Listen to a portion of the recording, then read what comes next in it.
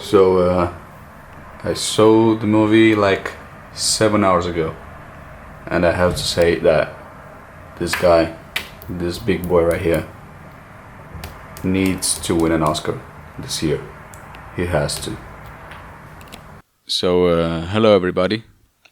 I'm back, and this year I'm gonna talk about another DC movie. Yeah, but this time I have to say that I'm really surprised. They finally managed to make a good DC movie, like a great DC movie, I must say, because this shit was fucking awesome. And just before I start talking about the movie itself, I just wanna let you know that I'm not like a big Batman fan. I don't know anything about the Joker origin and stuff like that. This is something I enjoyed because it was a standalone movie and because it has no like big connection to the Batman universe and his origins. Anyway, let's talk about this movie because there's a lot to talk about. So the first thing I have to say is the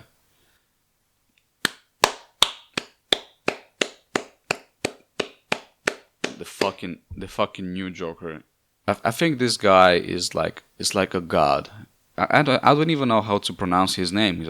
I actually went to YouTube and searched for how to spell Joaquin Phoenix because this guy actually deserves everything: the Oscar, the money, the bitches, everything. This guy has to go on the moon. He's gonna be the first man who's going on the Mars. He's so fucking good. Like you can feel every single emotion by just looking at his face. You can feel his pain. Like this character has a very nice backstory, and you can feel why is he going mad? Why is he getting so crazy? And one thing I really like about this Joker, this character, is that his laugh is actually justified now. It's like an actual mental disorder.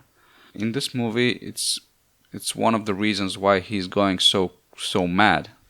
Every time he's laughing on a screen, you can actually feel that it's painful to hear because his life is fucked up. His parents are fucked up, and he cannot stop laughing. That's the weird part about him. It's very sad and very strange at the same time, and this is what I like about it. Now, the second thing I really liked about this movie was the cinematography. Every single shot in this movie is goddamn gorgeous. You can stop the movie at any frame.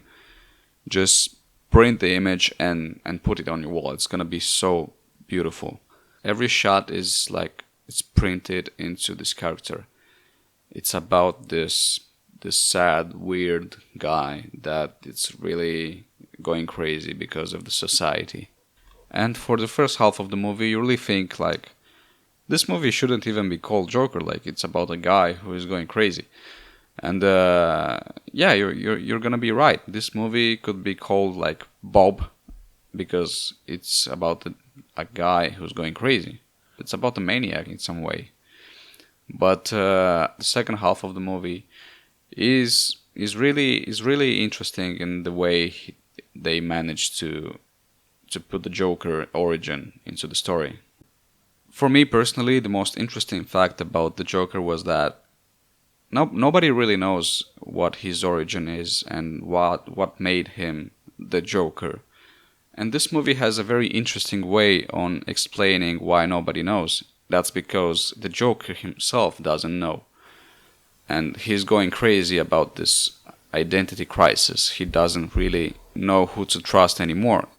And at the end of the movie, he just accepts the fact that he's crazy and chooses to be this ideology to rule a fucking riot against the society. And I don't really support any of his decisions and actions in this movie, but sometimes you just think about how they deserve it. like like this society in the Gotham City is so fucked up. They actually deserve to be. The movie makes you empathize with the character in the way that you can you can relate to him, you can justify his actions just because the society is so fucked up. And the next thing I'm gonna talk about is a little bit of a spoiler, so just keep that in mind. It's not a major spoiler, but it's still something like if you didn't see the movie, just pause the video and go see the movie. And yeah, I'm gonna talk about it. In this movie, they actually somehow managed to connect the Joker origin and the Batman origin. In all the other Batman movies, Bruce's parents were killed by a robber just to get the money or something like that. But in this movie, they actually made the Joker the one who's responsible for his parents' death, and that's a very nice way to connect the two characters. There, I think if there's gonna be any sequel to this story, and there's gonna be the Batman in it, it's gonna be a very nice connection between the two characters because there's more motivation for them to fight. That's probably the thing I didn't expect of this movie because I thought there was no Batman, there was nothing that would connect with the Batman story at all. But I was very surprised in a good way. So in conclusion, I think The Joker is a very, very good movie. It's a great movie and everybody should see it.